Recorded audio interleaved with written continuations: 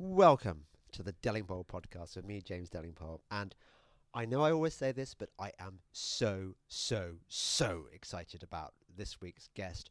She's been on the list of my dream candidates for a long time. I've just never got my act together. She is none other than Katharine Birbalsingh, possibly the greatest head teacher in the world. Certainly a revolutionary in English, maybe even world schooling.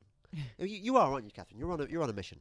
Yes, I suppose so. We all are here at Michaela. So our school, Michaela, opened in 2014. We now have 600 pupils, years 7 through to 11. So our GCSE's first set of results will come out in August. And we're opening our sixth form in September. We are a free school. It took us 3 years to set up. So all of us here are on a mission. And the mission is to change the lives of the children we have, but also to show what can be done in education and what different looks like. Yeah. Now, if I heard somebody saying that without having seen the school, I'd say, yeah, well, of course, all head teachers are going to say that they're going to be trying to change education and do. But I've just been on the tour of your school, and I'm freaked out and just almost speechless with admiration for what you've created here, because it is bizarre. I've read about it, Yes. but until you see it for yourself, the silence with which your pupils... So is it what you expected? Well, I mean, because people read about it, and I always ask them, No. is it what you imagined? I'd read about the children not making a noise as they walk to the classes, and about how studious the classes are and stuff. But I hadn't been prepared for quite how quiet they are, and quite how studious, and the classes seem really quite demanding. Yes. Well, we do. We push the kids, and they love it, and their hands are up. I mean, often it's interesting you say that. What people often say when I ask them, is it what you expected? They tend to say something along the lines of, I expected it to be kind of miserable, and all these adults towering over the children and forcing them to be silent, when actually what you see are happy children rushing along to their lessons, and then in the lessons being, really enthusiastic about learning, and their hands are up, and they're answering questions, and they're turning to their partners and doing a bit of pair work, and they're really enjoying themselves, and that it isn't a question of having to force them to do this. I think that's the key thing. I think people often think of schools that have high expectations of children as being miserable places, when actually what they don't get is that you'll always have your 10% on the outskirts who you have to hold in line by detention and all of that. But in order for it to work, you have to have the tipping point. You have to have the vast majority of them buying into what the school's about. Yeah. And when they do that, you see, the place just runs. It just goes, It just, everything just falls into place. Yeah. We'll talk in a minute about how you formed your philosophy and how you worked out how to create a school like Michaela. But I just want to describe in more detail to my special listening friend exactly what I've seen. So I went to lunch, and before lunch takes place, all the children and one of the teachers, they shout. They were shouting "if," I think. They were Rudyard Kipling's "If." Yes. And well, there's several poems that they could do, but that's one of the poems Yeah. that they can repeat, and they love it. Yeah, well, exactly. And then you sit down for lunch, which I don't think I've ever eaten food so quickly. It's a bit like being in prison, I imagine. I mean, in a good prison, but it. Well, very rapid. We have to eat quickly, because otherwise we would spend too much time in lunch, and my teachers would be, their days would be too long. So we keep everything quick and short. We rush along to lessons, and we make sure that we use every minute of our lessons so that teachers are not exhausted and overworked. Yeah. I mean, that's important, because if things just go on and on and on, and we're not efficient, then somebody pays the price somewhere along the line. No one is ever going to accuse you of being inefficient. I tell you, you squeeze every last drop of time out of the orange of your day. It's a terrible analogy. Yeah. But so I sat down at a random table, I presume, just and with mixed ability kids, the you'll have kids looked me in the eye. Mm-hmm. They answered they were keen to talk to me. Mm-hmm. One of them brought up the topic of Brexit and asked me really? where I stood. Oh, that's And interesting. I said I'm totally for Brexit, and he said yeah, me too. Really? Yeah. Oh. Half the I That's think it interesting. was I think half the table was for Brexit and half the table was Remain. Really? Yeah. How remarkable. I had no idea. And that's remarkable when you think that we're in the inner city, all these ethnic minority kids, all from different backgrounds and different religions and so on. Yes. And isn't that fascinating? And I think that that's because we teach our children how to think, Yes. And what's funny is that the caricature of Michaela is that we don't do that, when in fact you will find the most deep thinking kids here. I'm always surprised. You've just surprised me. I didn't know what they thought about Brexit, Whenever you ask them anything, they're really thoughtful. And I think a big reason for that is because of the quality of their lessons. Because they are able to access so much knowledge in their lessons, their opinions are then very informed, and they get excited about learning new stuff, and they're independently minded precisely because they've been taught so well in their lessons. Yeah. I think people need to understand that this is not we're not living in a middle class area here, are we? It's not white middle class. We are talking a complete melting pot of classes and religions and skin colours, girls in hijabs, black. Yeah, as whites I say, it's a whites whole a minority, variety. aren't they? White's the minority, but I always say we have one white middle class boy here, who's the son of a local head teacher. Right.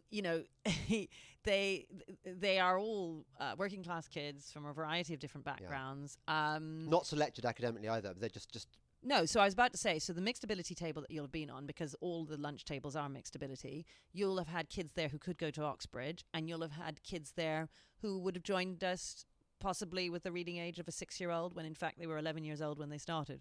So that's the range of ability that we've got here. We are very much a comprehensive school that takes in anyone, because our admissions policy is such that it's run by the council. We're just like any other school. And we take on anyone, and here we are. Yes. Well, this is where it gets really interesting, isn't it?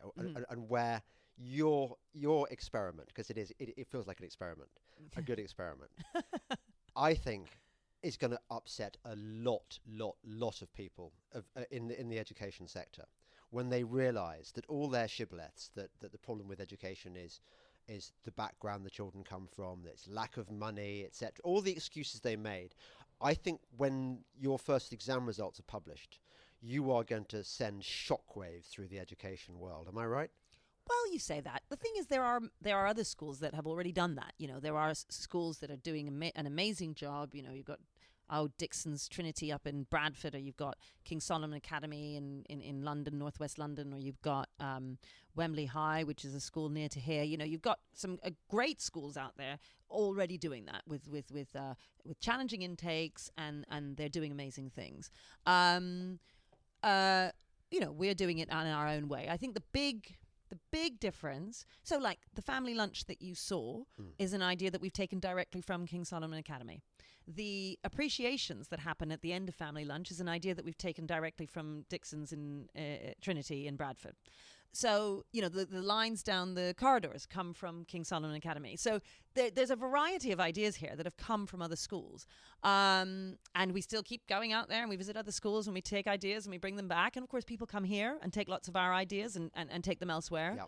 So the big difference, I would say, though, between us and most other schools out there is the real focus on knowledge in lessons. So the behavior thing, actually, I think there's lots of schools doing that. So Harris, for instance, Academy chain, or ARC Academy chain, they're very good at going on and, taking over failing schools and bringing in teams of people to get the corridors organized and the staircases organized and so on. So we may be a little bit further along on that, but it's a similar kind of thing in terms of behavior, where the big difference is the focus on knowledge.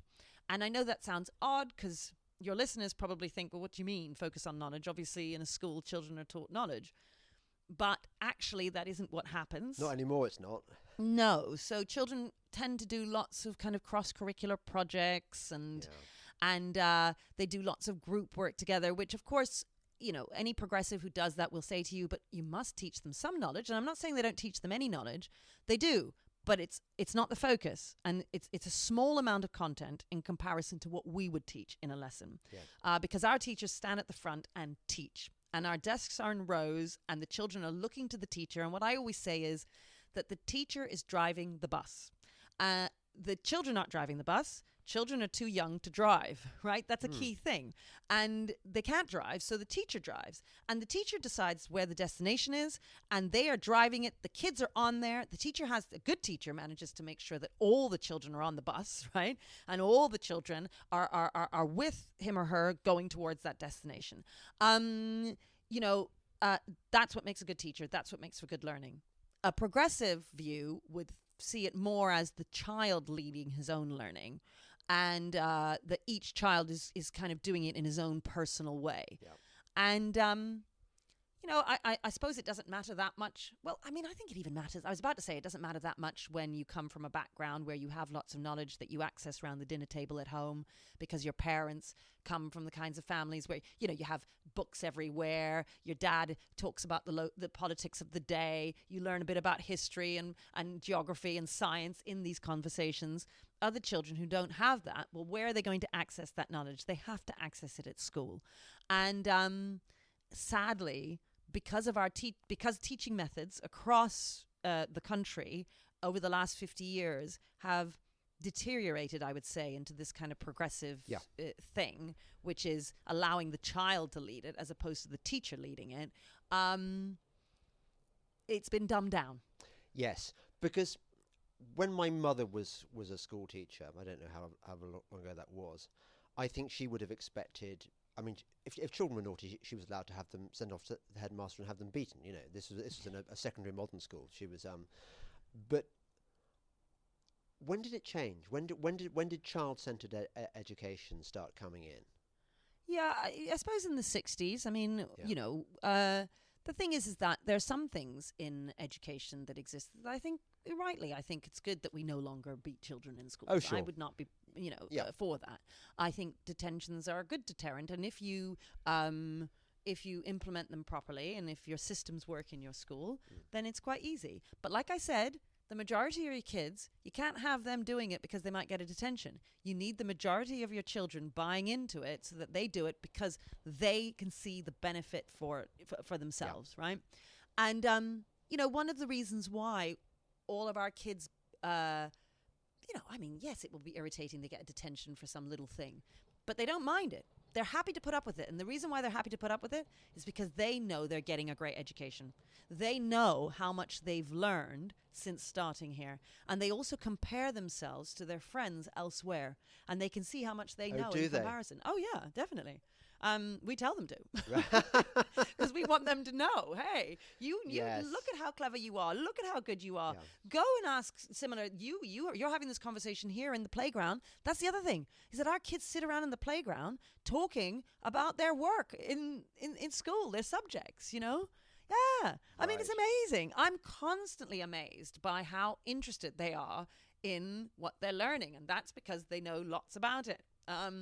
That's what people think wrongly, that in order for a child to be inquisitive about something, you have to make it engaging for him by making it relevant. So you want him to learn French. I know what we do. Let's do a French rap song. And then you'll get interested. Yeah.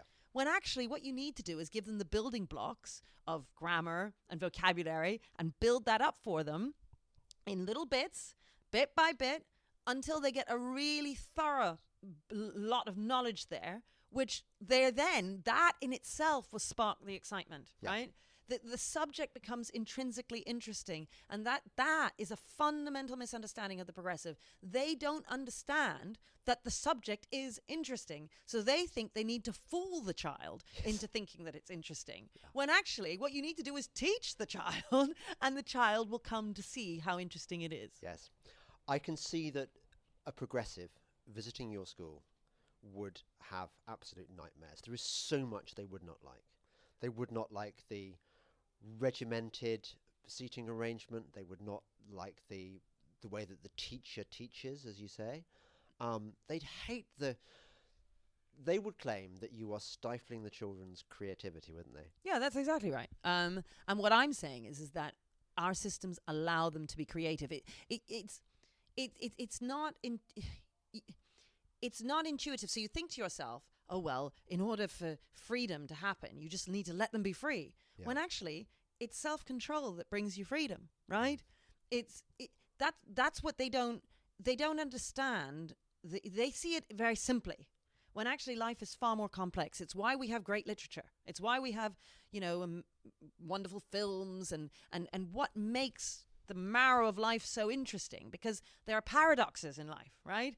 And when you're raising children and when you're teaching children, there are so many paradoxes. You need to give them structure so that later on in life they can be free. You need to give them detention so that later on in life they don't need the detentions, right?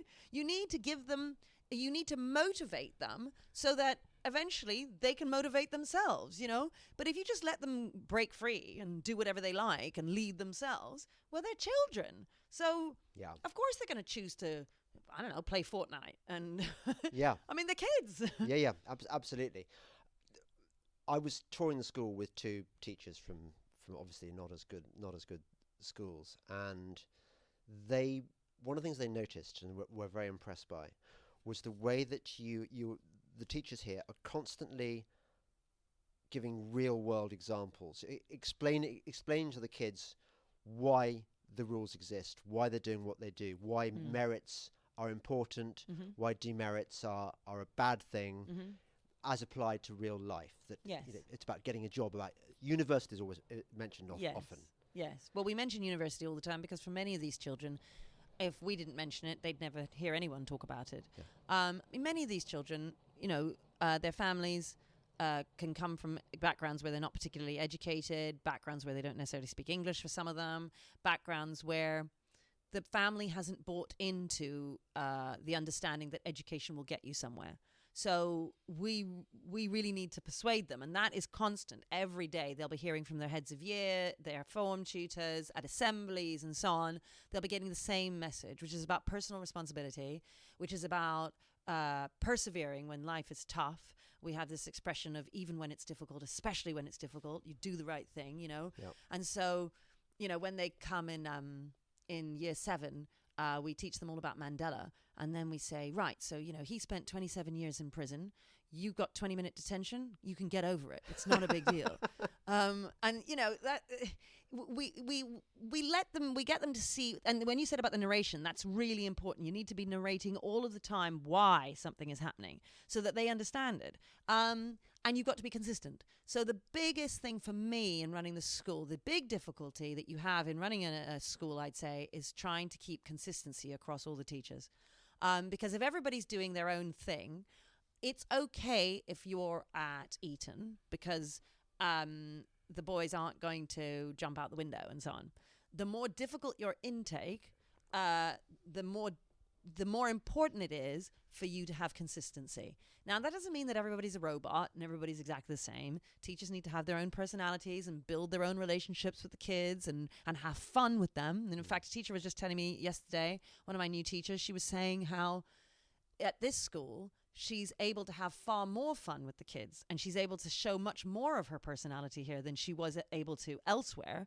And the reason is because here she doesn't have to worry. She doesn't have to think, gosh, but I might lose them. I have to really be tight on them because otherwise she can relax here because the low level constant disruption that might happen elsewhere isn't going to happen. So she knows she can trust them. And in fact, you can really push the boat out, have a real laugh at them and then go, okay, that's enough now. Let's bring it back. And they come back to you, I saw that going on today. Well, one teacher was talking in the biology class about how he got the mumps. And everyone was fascinated at this personal anecdote. Right. But you're right. In a less disciplined school, any sign of your personality would be used against you. It would be a weakness to be exploited by the children, I think. Well, I mean, either that or it's simply if you allow them to laugh and have a joke and enjoy the fun, it's hard to get the class back. Yes. Because they start going a bit mad. So when I say a bit mad, kids might end up banging on the tables, shouting, screaming, rocking on their chairs, being silly. That would never happen here, you see. They enjoy it and then the teacher brings it back and they continue on with the learning. So the appreciation thing, which Yes. happens after lunch. So, Yes. so all the children stand up and they stick their hands in the air, and one of the teachers picks one of them, and they give an instant appreciation of somebody, anybody, doesn't Yep. matter. And if they do it well, then they get a merit. Mm-hmm. But what I loved about this was that a few people got merits because they spoke clearly and articulately, and it was a sort of punchy. What they had to say was interesting and well phrased. But there were a few that didn't quite meet the mark. And instead of giving them a merit for making the effort, no, only the good people were given merits, which I Yes. think is so against the modern culture of all shall have prizes. Yeah, and then that's because in a culture of all shall have prizes, the children know that you're kind of laughing at them. I mean, the thing is, kids always know if they get prizes for things that aren't really worth anything, they don't buy into it anymore. Yeah, they don't appreciate it because they know everyone's got it. So it doesn't mean that they're special. You have to deserve your merit here. Now, we generally have a kind of rule of, with teachers, try to give out 4 merits for every demerit you give. So look for the children who are doing great things and make sure you're handing out merits. But make sure that when you hand it out, that it's for something that's deserved. You're not handing it out for just any old nonsense. And then that means the system has value. It was fascinating for me here because, you know, in most schools, everybody knows that merits and demerits tend to lose favor halfway through year 8. So it tends to work really well with year 7s because they're young. And by the time you get to halfway through year 8, kids don't care about merits anymore and demerits, and the system just doesn't work anymore. That's always been my experience, and certainly friends of mine, teachers elsewhere, that's kind of standard. And I came here with the understanding that would probably happen here. But it hasn't. Even our year 11s love their merits and demerits.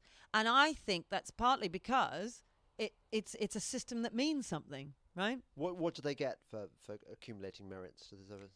And this is it. It's not even like, I mean, in some schools, they give them, they'll give them financial rewards elsewhere.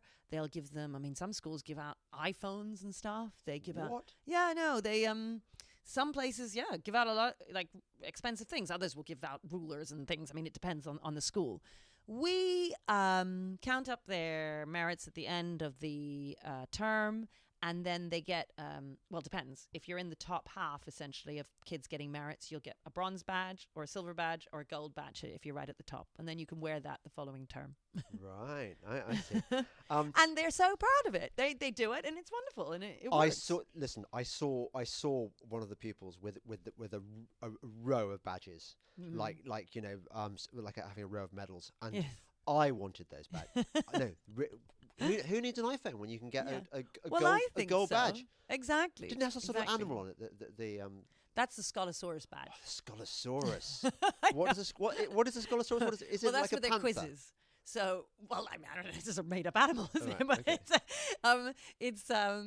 it's for their quizzes. So if they've done really well in their quizzes that term, then they get one of those. Right. And there are attendance badges, and there's all sorts of different badges for different things. But and there's a kind of reward assembly at the end of term, and they come up and shake my hand, and I give them their badge, and it's really nice. And they really respond to merits all the way up to year 11, which I myself, this school has taught me so much. I mean, that is a key thing for your listeners to understand, because people come and they say, oh, well, this was your vision and then you implemented it and here you go. And I always say, well, sort of. I mean, I figured we would do things differently, and bit by bit we've done things, and we change all the time. We're constantly adapting. And I know you were asking me earlier, you know, how did the school kind of come about? Were they all my ideas? And not at all. Some of the ideas have come from other schools. Some are from my teachers. We've all together come up with what's happened, and it's constantly developing as things go on.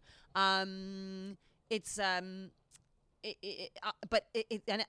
it's done that, I myself am constantly surprised by it and constantly learning from it and thinking, oh, well, I thought merits and demerits wouldn't work past year 8, but hey, here you go, it's working. Before we end the section, I've got to tell you my favourite appreciation during lunch. A kid on my table stood up and said, I would like to appreciate Mr. Delingpole Oh, really? for talking to us in an interesting way about Brexit and blah. And okay, a lot of people would say he's being a creep, but actually it seemed to be totally sincere, and it was great. It was just a It will have been sincere. He'd bothered to remember my name apart from Well, anything that's else. it. That Yeah. was It's really great. how many schools would you get that? You wouldn't. You wouldn't. Yeah. You're listening to the Delingpole podcast with me, James Delingpole, and my very special guest, Katharine Birbalsingh. More in a moment. Welcome back to the Delingpod podcast with me, James Delingpole, and my very special guest, Katharine Birbalsingh. You are known as Britain's strictest teacher, aren't you? That is your legend. Well, only because it was written about in the Sunday Times once. I don't know if I am, actually. I mean, I'm a bit of a softie. It was funny because we had the sixth form open event a few weeks ago, and all these year 11s from around here and so on, externals were coming to find out, and our own kids and parents and so on. And there was this little boy, 6-year-old boy, who was the brother of one of our year 11s, was there, and I hadn't seen him in a few years. And I was hugging him, and we were laughing together and so on. And I could see everyone looking over as if to say, "Isn't she meant to be the dragon lady?" So I try and pretend to be. But the dragon lady. you've got the structure here now, where you've got these committed young teachers who are working within the disciplinary framework that you've established. So you can afford to be nice now. I mean. Well, I do like to paint the picture of being a dragon lady. I mean, I call myself the dragon lady deliberately because we are in a very challenging area. And so I not love that all euphemism, parents... challenging. Yes, Yeah. no, exactly. I mean... Like really rough. Yeah, exactly. And they're gangs. I mean, they're kids who will show up on bikes carrying knives, waiting for our kids, Oh, There how do are you deal with that? Well, exactly. How do you deal with it? I mean, well, I don't know. My teachers go out there and we all kind of storm out together. We have a WhatsApp group, and we know that if we see outside on there that you come outside, everybody just goes to support the other teachers who are outside.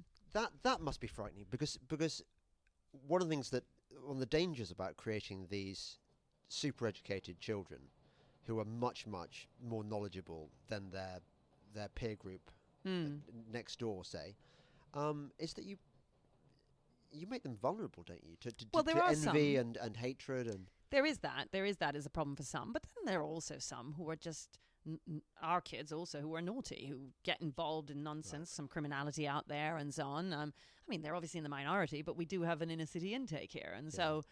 And also, I mean, you don't even have to be involved in crime. You just need to be walking down the street and look at somebody the wrong way. I mean, that's what happens here, right? Right. That's what happens on the street, as it were.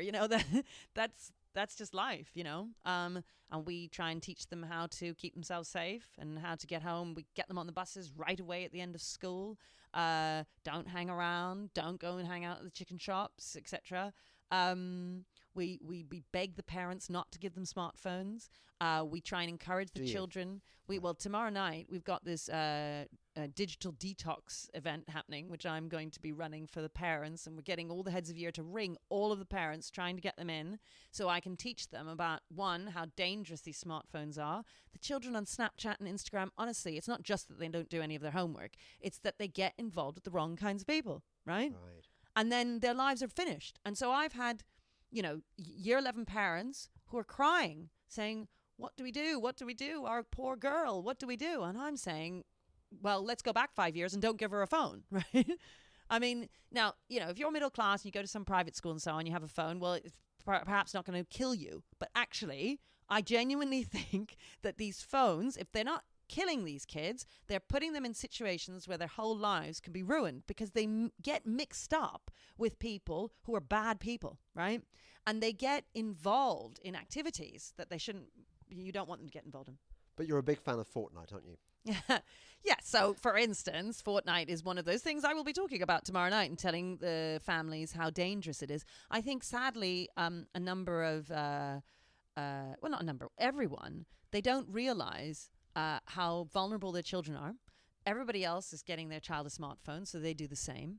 They don't realize that the big tech CEOs in California, Bill Gates, and when Steve Jobs was alive, they don't buy these things for their own children. Their own children, they keep until the children are 16. The children don't have smartphones, or if they have one, they don't have any data. They don't have a data plan, and they do this because they know how important it is to keep children away from tech, because they have firsthand knowledge. They know how addictive it is. Our families don't know that.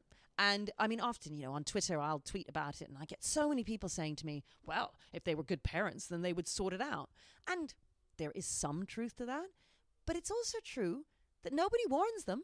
If you want to buy cigarettes, there's a big warning on there saying to you, well, do it at your own risk. Nobody warns you about smartphones. Nobody warns you about what it might do to a child's mind. There was an article in the Times yesterday about how it actually destroys the cortex of the brain if you're on there for more than 7 hours, like as a child, right? It's different for adults. Adults, you know what? Go on there for as long as you like. I'm on my phone all the time trying to do work emails while I'm doing other things. I'm on the tube, etc. Thank goodness for my phone. So I'm not saying technology is all bad.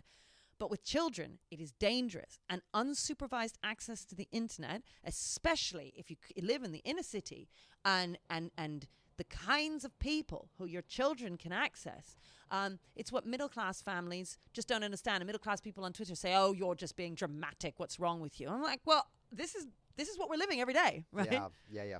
I see it. And so then we're going to have a digital drop-off. We're getting this big safe, and we're trying to encourage the children. It's already been happening, actually. The children given their phones maybe from Monday to Friday so that we can keep them, so that they might do it. Some kids do it for 2 nights. They say, well, I can do it for 1 night, miss. Let me try and see if I can stay away for a night, So we try and help them that way.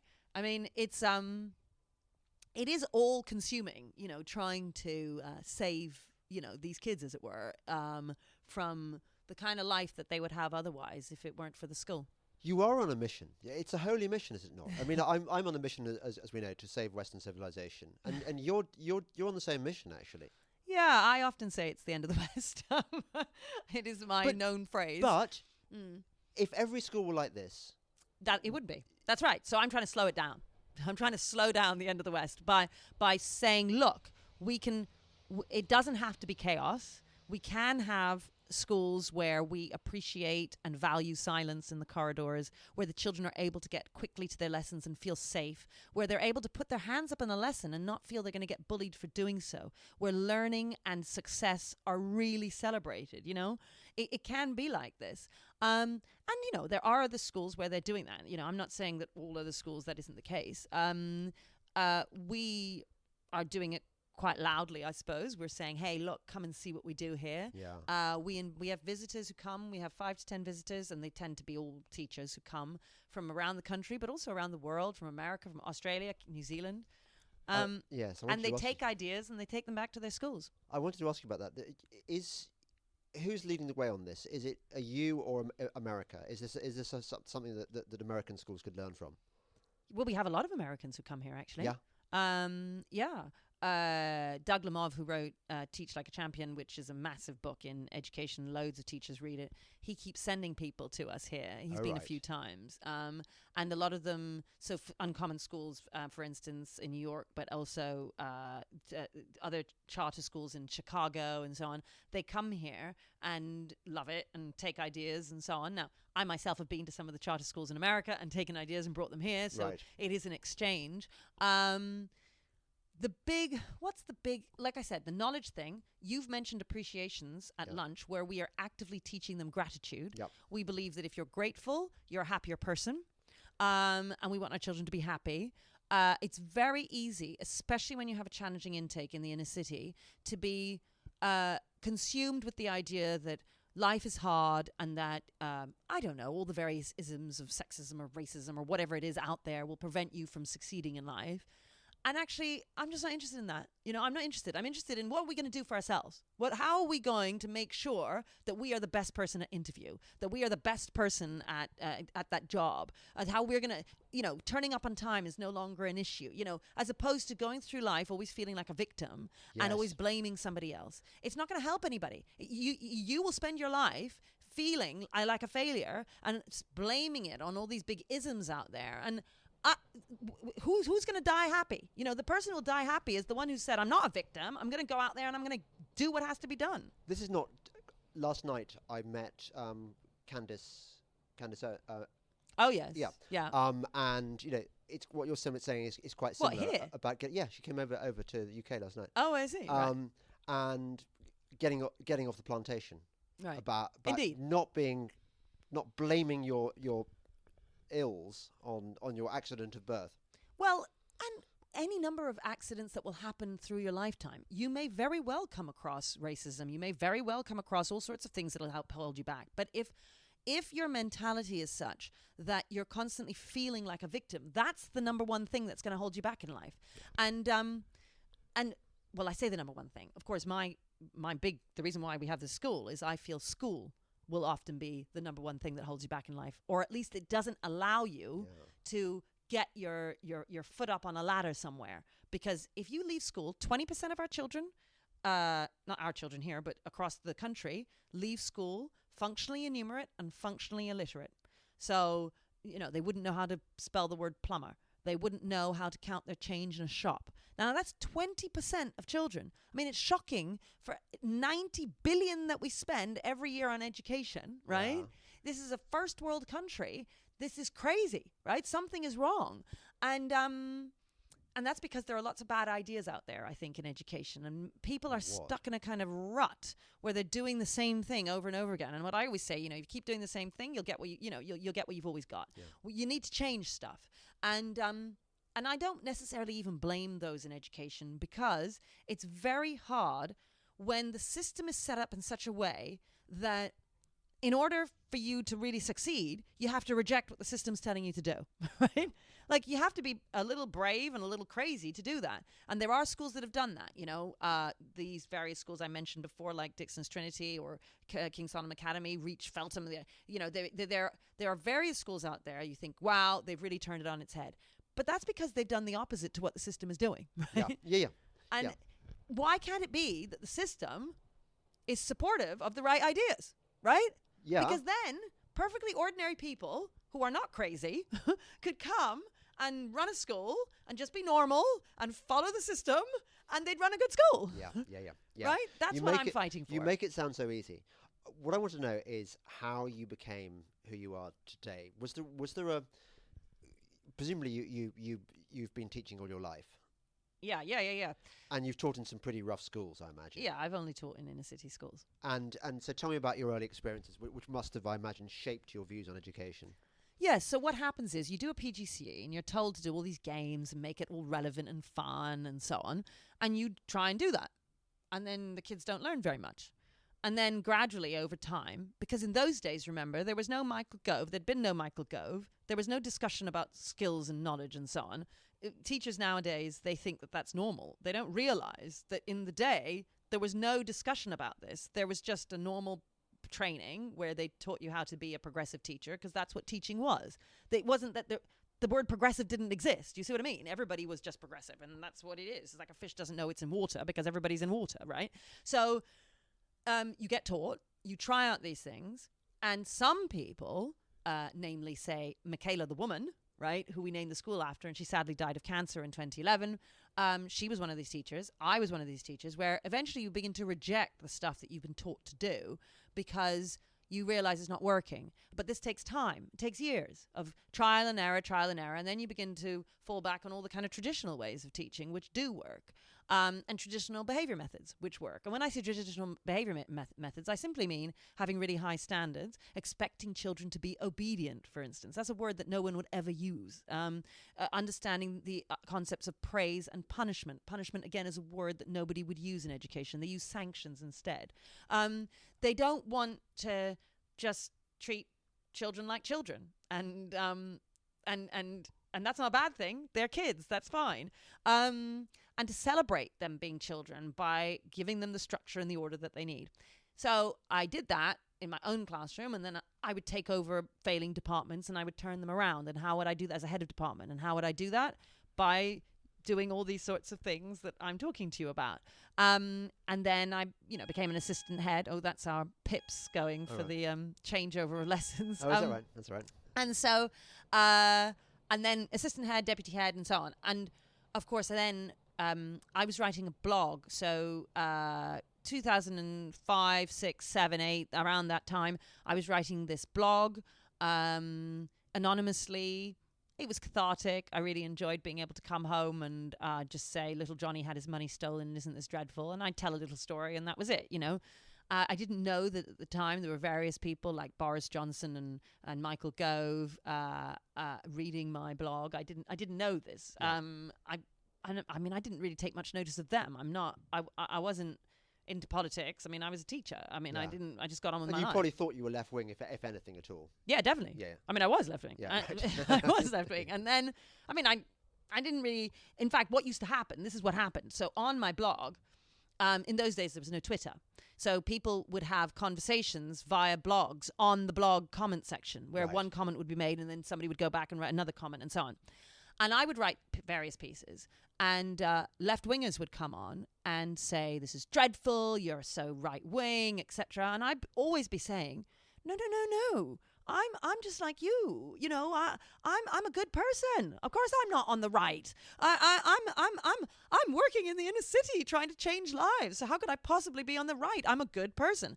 And then these right-wingers would come on and say, no, look again. I think you'll find that you are on the right. And this would go on for months, years, where I kept on denying the right-wingers. The left-wingers kept on criticizing me. And then I started to see a pattern, which was that the right-wingers kept on agreeing with me. Yeah. And the left-wingers were constantly slating me. And they weren't just disagreeing. They would get really angry, Yeah. And I then thought, oh, well, maybe I am on the right after all. So then what happened was that in 2010, Michael Gove, I met him and he asked me to go and speak at the Conservative Party conference and talk about various things that were wrong. And I said, okay, I was a bit naive. I didn't really think about it. Well, I say I was naive. I mean, they did tell me that it would be aired on, BBC Parliament.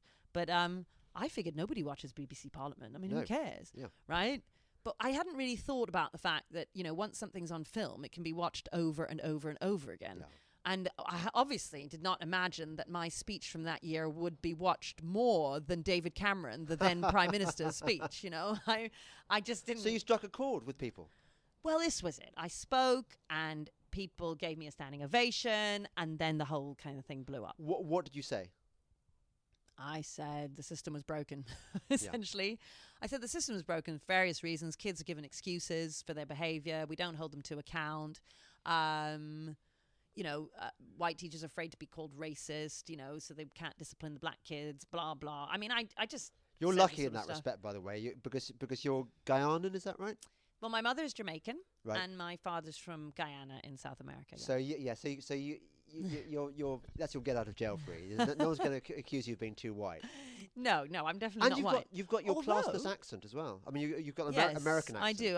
But although you say that, it's really funny. So my father's Indian Guyanese, my mother is black Jamaican, and because in the eyes of some people, there's this hierarchy in terms of race. Yeah. At one point on the Wikipedia page that was created for me by, I don't know, some random people, there was this constant kind of battle between my detractors and my supporters, where my supporters were saying what I actually am, which is half black and half Indian, and the others were saying, no, she's Indian, because they felt that to make me black was to give me too much power, do you see what I mean? Yes, I do. So they had to push me up the totem pole of identity politics and make me Indian. I mean, it is mad, but that is the reality in 2018. And just going back, you said about how you changed your practice in classes, so bringing back the old values of discipline and self-respect and punishment and reward.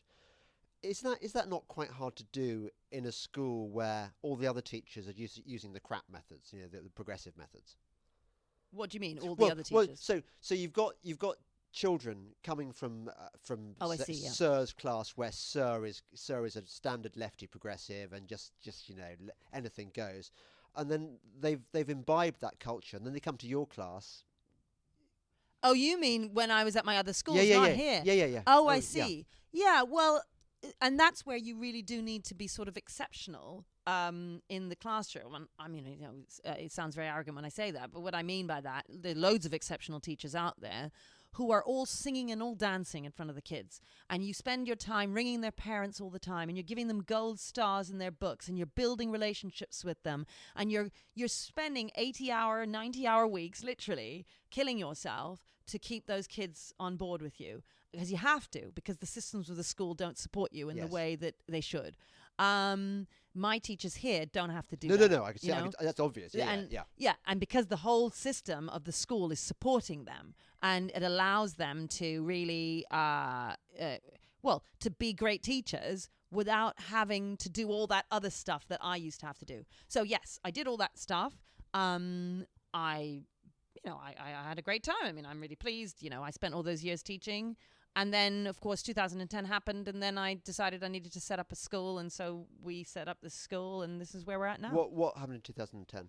So that's my speech. Oh, sorry. Okay. So that's the Conservative Party speech. But then, so tell me about the reaction to your speech, because obviously people like me thought, finally, a bloody teacher gets it.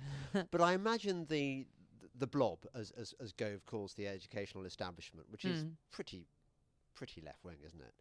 I imagine you must have become public enemy number one. Yeah, I was. That's why I had to set up a school, because I was never going to get a job in the state sector again. So tell me about the grief that you got. Well, I mean, it's interesting because I did get loads of emails, hundreds of emails. I mean, 400 or 500 emails from teachers around the country who anonymously would say, "Thank God somebody said something. Thank you. But I'm not telling you who I am," because they're all terrified. Yeah. So... yeah, I mean, I ended up without a job eventually, and then I was told by various people I just would not work in the state sector again, and that I needed to go to the private sector. And I did think about going to the private sector, but I love disadvantaged kids in the inner city. It's what I do. It's what I've always done. There's more room for value added, isn't there? Yeah, and I don't know. It's just what I do. It's what I love. I love these kids. I mean, this is what I know. Yeah. I have nothing against the private sector. More power to them. I have nothing against Eton and those kinds of places, but it's not what I know. Just going back, basically, after your 2010 speech, your career could have been dead in the water if the educational mainstream had its way, because people were determined that you weren't going to get a job. Worse than that. I mean, they'd send me hate mail, racist hate mail, awful things. I mean, you cannot imagine. They'd use racist terms on you. Yeah. What? These are supposed to be the people who are the guardians of our national conscience. Awful stuff. I mean, awful stuff. And they do this, wanted to ruin me. I mean, and I suppose, they might have done that to somebody else. I mean, I've just kept going, and I've kept going. And now what is great is that we're now in a position where a lot of people who would normally just be sitting on the fence about these things have changed their minds, Really? And that's really great. They really have. People come here, and maybe they come a second time, or we have a book, and they buy the book, they read it, they're not sure, then they come and see the school, then they hear a speech, a talk of mine at a conference or something, and they gradually change their minds. And that's the most satisfying thing about the school, because it's not about winning. It's about winning is getting people to see what's possible and helping other teachers elsewhere to create this kind of thing in their own classroom or in their own schools. You're listening to the Delingpole podcast with me, James Delingpole, and my very special, exciting and wonderful guest, Katharine Birbalsingh. More in a moment. Every school in Britain is, certainly every state school in Britain is like yours, and it could be, couldn't it? It's I mean, it won't happen, but it's not an impossible dream to aim for. No, in fact, that's my aim. I mean, I say that. The thing is, I do recognise that Michaela isn't necessarily everyone's choice, and I do believe in parents having choice, and that different options should be available to them. I just want there to be more than just one Michaela. It'd be lovely if we had a few hundred out there. Well, isn't that, you can do that, can't you? Can't you be like a superhead and have a whole chain of... Well, we might have a few. but we probably only have 5 or 6 in the end. Yeah. What I'd like is for other people to copy ideas and so on, and to make their own versions of Michaela elsewhere. Yeah. And it is happening. I mean, we've got a whole book of letters from people who've come here heads who come and say, I've taken certain ideas and it's really improved my school. Thanks very much. Right. So it is happening. They're not necessarily copies of Michaela, but they've taken ideas and they've used them in their different contexts. One doesn't necessarily need to have exactly what's in Michaela in every school out there. Yeah. Different contexts demand different things. But I do think that there are certain themes, general themes, that we should, that all schools would be better off having. Themes like believing in personal responsibility for the children, and wanting to teach that. Teaching the children gratitude and understanding that that's our role to do that. Understanding that adults should be in authority, that it's not bad to want adults to be in authority. Often teachers think somehow that you're a bad person to think that you're the one in charge, but of course you're in charge, you're the adult. So there are just various themes like those that I think every school would benefit from. And also you've got a sort of broken windows policy as regards the tiny things like if people forget to bring in their pens or any of their equipment, because you have a daily inspection, don't you? Everyone's kit. Yeah. Now I have to say that's one thing. For instance, I'm not sure is something that every school would necessarily need. If you didn't have such a challenging intake, it might not be such a big deal. If we didn't have that system, more than half the children would show up without pens. And then it becomes unworkable. You just can't teach the class, right? Whereas if you're in a more affluent school and everybody turns up with a pen, but once in a while little Johnny forgets his pen, whoop-de-doo, it's not a big deal. Do you see? Yeah. People, for instance, come and say, why do you go to such an extreme with silence in the corridors? And it's never completely silent because, of course, all the children are saying morning and good afternoon to their teachers and so on. So that happens. But why silence? Because if we didn't have that, children would have their heads punched in, they would be smashed against the walls, there'd be fights going on, and if your intake isn't going to do that, then you don't need to have silence necessarily. You have to judge it according to the intake you've got. I was wondering what the barriers to our dream of having every school like Michaela are, and it seems to me they're fairly obvious. That there is a kind of a progressive mindset, which I think does not share our view that the purpose of education is to make children happy and intellectually fulfilled and capable of getting a good job and knowing stuff. I think really they see it as a kind of social engineering process whereby every child, they wouldn't admit this of course, whereby every child is ground down to a certain level. Do you think that's fair? No, I'm not sure that is fair. What I I'm saying what is you're that they want equality more than they want quality. They do want equality, but I tell you what a lot of people I think education's about. I agree with you that it's about having happy children who are taught the right kinds of skills to be able to go out there and make something of their lives, who are also taught to appreciate Beethoven so that later in life they don't just look at Fortnite. They're able to appreciate wonderful literature and look at a plane and have some understanding of how it works and so on and so forth. So I agree with you on all of that. I think some people in education think that the point of education is to create revolutionaries, that they want to teach children to overthrow their so-called oppressors. And if they see the so-called oppressors as dead white men, for instance, then they don't want to teach them dead white men, like Charles Dickens or whoever it is, because those are the people who are oppressing them. And so they want to set them free to be able to lead themselves and to have this kind of revolution. And my point is, I fully expect some of our children to become revolutionaries, but the only way you can become a revolutionary is if you know something about the revolution, right? Yeah. If you know something about the people you're trying to overthrow. I mean, and I also fully expect some of our children to become bankers in the city and doctors and lawyers. They'll do whatever they want to do. My job isn't to tell them what to do. My job is to give them all of the skills and knowledge that they need to be able to access a whole world out there. Yeah. And when you see the social engineering thing, you see, if you're not really teaching them knowledge, and if you are uncomfortable about, say, teaching them dead white men and so on, then that dumbs everything down. And that's where you see what you're calling social engineering, where everybody seems to be made very similar. Yeah. But it's not intentional. I don't believe it's intentional. Right. It just sort of happens. Also, people are... a lot of teachers are just trying to get through the day, right? Like, they don't have any intentions about anything.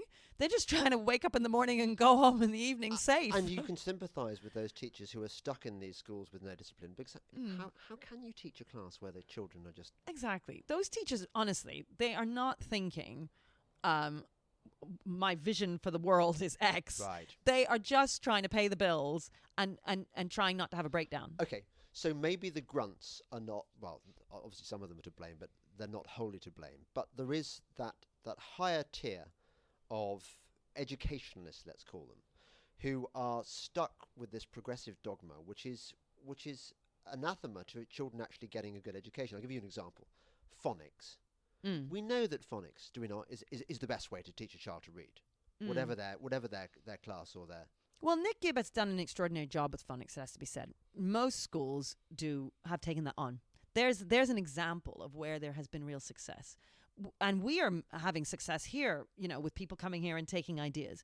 So you are right, though, that there is a small minority of people who will not budge in education. And they're often professors who are... That's it. They are people with power. Yes. That's the problem. Yes. The people who are powerless don't have a voice. Yeah. The people with power do, and they are fighting tooth and nail to keep it the way that it is. And you're right that they hate us and schools like us because we turn things on their head. And then they have to say, oh, well, actually, maybe it isn't the case that all poor children have to fail because they're poor. Maybe it isn't the case that black kids can't achieve and that kind of thing, with the various assumptions that would go round in education circles. And it's not just us alone. As I say, there are other schools as well that are forcing those lies, really. They're forcing them back, right? I do feel we're winning overall. Like, right. Those of us with a more traditional mindset, I mean, I say we're winning, education is overwhelmingly progressive, but especially in this country, there's no other country where a traditional mindset has taken hold as it has done. And that's thanks to Michael Gove and the work that he did from 2010 in trying to shake up the system. He hoped, I think, to allow different ways of thinking to grow organically in education. So he didn't want to just pull a lever in Whitehall and force everybody to teach knowledge and lessons, because he knew that wouldn't work. What he wanted to do was break up the system so that free schools could pop up, and maybe the occasional free school would pop up and do it differently in the way that we have. Yes. And thanks to that, thanks to Gove and thanks to social media that has brought all of these traditionalists together, they've become quite powerful. And they argue their corners vociferously on Twitter and so on. The progressives have had to take a step back. I mean, they really have. Yes. Ground has been gained in this country. He was clever in the way that he used effectively, insofar as you can use the market in education, he used the market and used competition to embarrass other schools with beacons like yours or yeah, similar. although, but as I say, it's more the ideas. So there's something called Research Ed, for instance, which these education conferences, where it's become mainstream in these conferences to talk about traditional ways of teaching. Really? This before 2010, this was unheard of, right? And yet, look at what happened to Gove. He was vilified for all these achievements. And he lost his job ultimately. David Cameron sacked him because he was considered too toxic. Was it? Yeah, I mean, I sort of understand. I was devastated when he was asked to step down. But you understand, do you? I do understand why, because they were trying to win an election. I mean, from the party's point of view, I kind of get it. I mean, look, my hope has always been that Michael Gove would return, because he's the only person who really gets it in education on any party. I mean, this is just, he loved education. Most politicians don't love education. They do it because that's where they've been put to do, they do it for a while and then they move on to something more important. Michael Gove never wanted to move on to something more important until things went horribly wrong for him. But when he was in education, he loved it and he was so good at it and he was so willing to listen to ordinary people. He listened to ordinary teachers and what we had to say. And he respected us. For the first time ever, an education secretary listened to what ordinary teachers were saying. It was wonderful.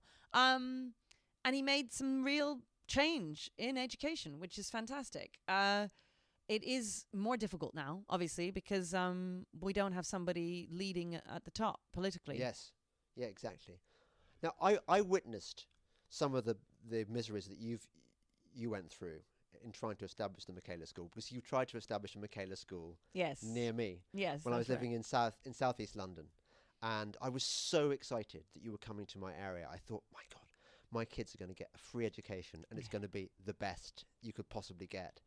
And there was the meeting, wasn't there, in the garden of a pub, I think. That's right. And people from all races and classes and backgrounds came to, and we were all parents. Mm-hmm. We all wanted the best for our kids, but there were people in the audience who positioned themselves. Apparently, this is a technique that the communists use, where they position themselves at strategic points in the audience, and they disrupt the event. Well, the thing is, then they weren't even from the local community. They bussed them in from outside of London. Did they? Yeah, and then stood outside with placards. Saying things like Tory teacher and so on and shouting abuse at me.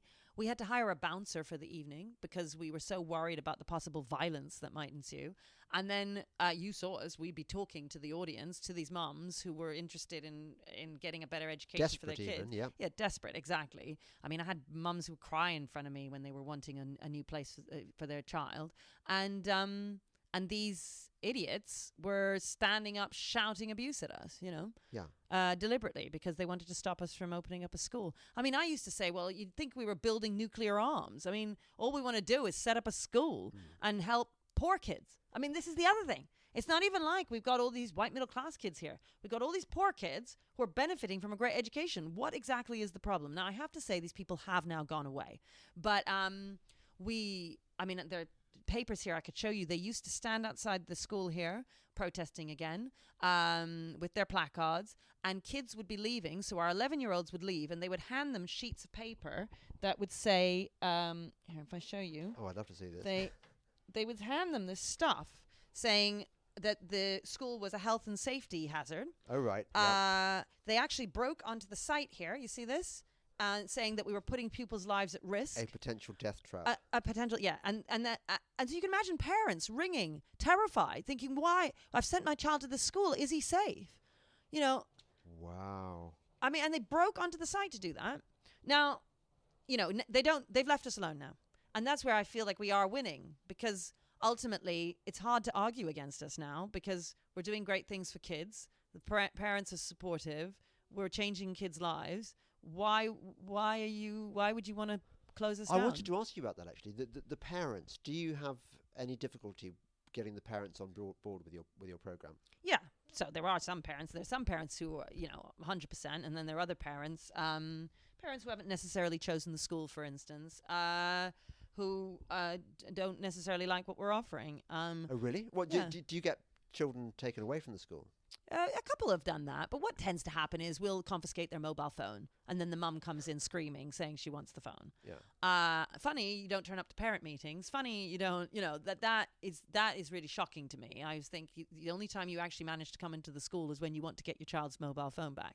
So that kind of thing, they'll get angry about that. Oh, I'd love to see one of your confrontations. Are you good at sort of dialing them down, or? Well, sometimes not. It depends. Sometimes if they're that bad, we've had to call the police. Oh, really? This is the inner city, right? Yeah. That's what it is, And that's what I mean. That's what I've done my whole life. I'm used to this. To people who aren't used to this kind of thing, they think, really, what on earth? But although quite a lot of your teachers I notice, I mean, they're young, they're very committed. They've got a kind of, they remind me a bit of evangelical Christians, and I mean that in a good way. They've got this fire in them, but Yeah. they seem to be quite well spoken and probably quite well educated. I imagine you get quite a lot of people wanting to work here. Yeah. Well, I mean, there's sometimes it's teaching, so there's certain sort of subjects and so on. It's hard.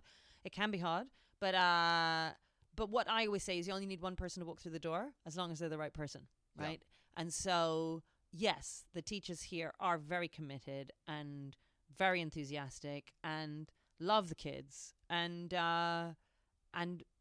they want to be able to look back on their lives later and say, I really did something that changed the world, I must say, if you're going to go onto the front line and feel good about yourself, I'd rather do it here than your average bog standard comp. Well, and more importantly, you'll have more impact here. Of course you will. Right? Definitely. Because the systems support you. So you will see the impact of your teaching every single day. Yeah. You often hear... Don't worry. Go on. You often hear schools, lefty teachers complaining that money is a big problem, that schools are underfunded. Do you think that's true? I will never say no to more money. Yeah, you're right. Sure, yes, it'd be nice to have more money, but I do think that there are ways to save on money that we can all try and do. I suppose, put it another way, does your school get any more money per pupil than any other school? We get less money. We get less money because we're a free school that opened when we did, therefore we have less money. The schools that have been open for ages get far more money than we do. Also, we're a very small school, so you get money per pupil. It's much harder to make a school work the smaller it is, and we're very small. So if you have a large school with 2,000 children, a much easier thing to do than what we've got. I mean, we have a hard time. We have a playground outside for the kids that is the old car park for this building. There is no car park for the staff. There are no trees for the children. I've just spent bloody fortune on my parking. Where do you park? Well, they don't. They take the tube. Yeah, right, I mean, there's no car park. There's no trees. There's no grass. There's the tiny yard outside. We can't put the whole school out there at one time. We have to arrange our timetable in such a way so that the kids aren't out there at the same times. We don't, the school is not ideal by any stretch of the imagination, but you make it work, right? Yeah. We all know the stories of buildings where they've spent 35 million on a building and then they've had to close the school down. It's happened over and over again, where it's not just about spending money. So money can be really good, but it's the ideas that are the most important thing. I think that's a good note to end on because it's so true. Yes. Well, I can't wait for your first exam results to prove A, that your system works, and B, it's going to so upset the lefties. It really is, the progressives. It's just they're going to hate you even more, which is a win. Another win.